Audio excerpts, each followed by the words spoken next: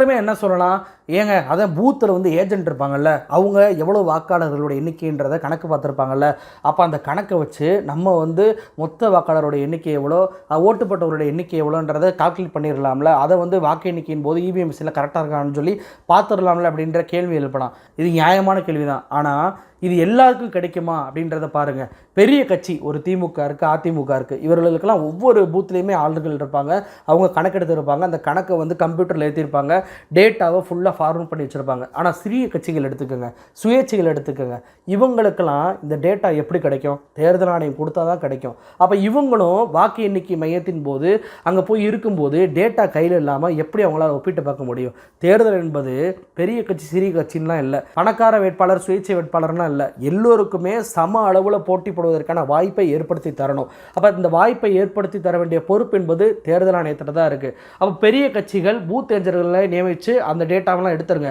ஆனால் சுயேட்சைகளால் பூத் ஏஜென்ட்களை நியமிக்க முடியாது. அவர்கள் கம்மியாக வாக்கு வாங்கினாலும் கூட அந்த இவிஎம் உடைய சீரியல் நம்பர் என்ன, அந்த இவிஎம்ல எவ்வளோ வாக்குகள் பதிவாகப்பட்டுச்சு, ஒவ்வொரு பூத்திலையும் எவ்வளோ இருக்குது அப்படின்றத தெரிஞ்சுக்கணும். இதைத்தான் பிடிஆர் அவர்கள் சுட்டி காட்டி பேசுகிறாருங்க. அதாவது ஃபார்ம் 17C தேர்தல் ஆணையம் வெளியிடாமல் மறைப்பதற்கான காரணம் என்ன அப்படின்னு சொல்லி தன்னுடைய கேள்வி எழுப்பக்கூடிய பிடிஆர் அவர்கள் என்ன சொல்கிறாங்க அப்படின்னா, நிறைய வேட்பாளர்களுக்கு, அதாவது சின்ன கட்சியோட வேட்பாளர்கள், டெக் வசதி இல்லாமல், டெக்னாலஜி வசதி இல்லாத வேட்பாளர்கள், சுயேட்சை வேட்பாளர்கள், இவர்களுக்கெல்லாம் ஒவ்வொரு பூத்துலேயுமே எவ்வளோ வாக்கு பதிவாச்சு, இவிஎம்மோட சீரியல் நம்பர் என்ன அப்படின்ற எந்த டீட்டெயிலுமே இருக்காது. ஏன்னா ஒரு எம்பி தொகுதியை பொறுத்த வரைக்கும் 1500லேருந்து 2000 பூத்துகள் இருக்கும்.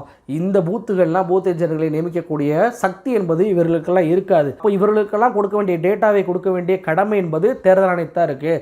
தேர்தல் ஆணையம் ஒரு பூத்தில் எவ்வளோ வாக்காளர்கள் இருக்காங்க, பதிவான வாக்காளர்கள் எவ்வளோ, அதே போல் வாக்கு சதவீதம் எவ்வளோ அப்படின்ற எல்லா டீட்டெயிலுமே வெளியிட்டால் மட்டும்தான் இவர்களும் அந்த டீட்டெயிலை எடுத்துக்கிட்டு வாக்கு எண்ணக்கூடிய மையத்துக்கு வந்து ஒப்பிட்டு பார்த்து செயல்படுவதற்கு உதவியாக இருக்கும் அப்படின்னு சொல்லி பிடிஆர் அவர்கள் சொல்கிறாரு. அது மட்டும் கிடையாதுங்க, இன்னொரு கேள்வி எழுப்புறாரு. 2019 வரைக்கும் ஒவ்வொரு பூத்திலையும் பதிவான வாக்குகள் எவ்வளவு அப்படின்ற டீட்டெயிலை தேர்தல் ஆணையம் வெளியிட்டு தானே வந்தாங்க.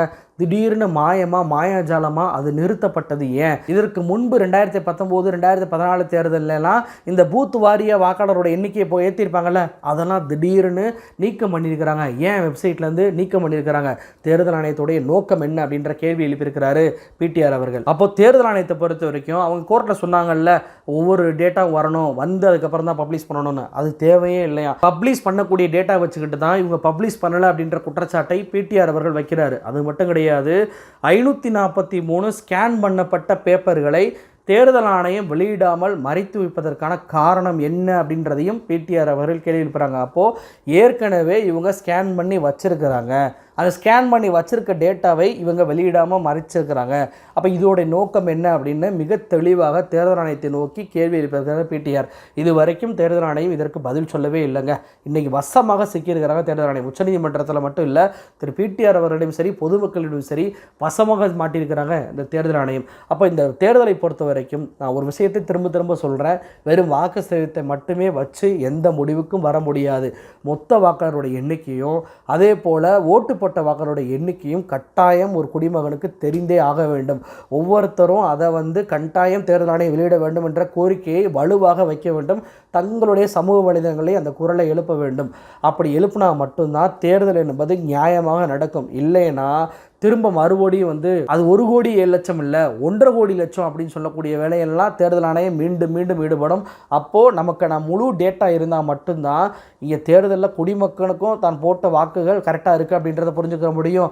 போட்டியிடக்கூடிய சின்ன கட்சி, டெக் வசதி இல்லாத கட்சி, சுயேட்சை வேட்பாளர்களும் சரிசமமாக இந்த போட்டியில் கலந்துக்கிற முடியும் அப்படின்றதான் யதார்த்த உண்மையாக இருக்குது. தேர்தல் ஆணையத்தை பொறுத்த வரைக்கும் மே 24ஆம் தேதி அந்த காரணத்தை சொல்லி ஆகணும். கண்டிப்பாக இவர்கள் இழுத்தடிக்கக்கூடிய வேலை எப்படி எஸ்பி இழுத்தடிச்சோ அதே போல் இழுத்தடிக்கக்கூடிய வேலை செய்வார்.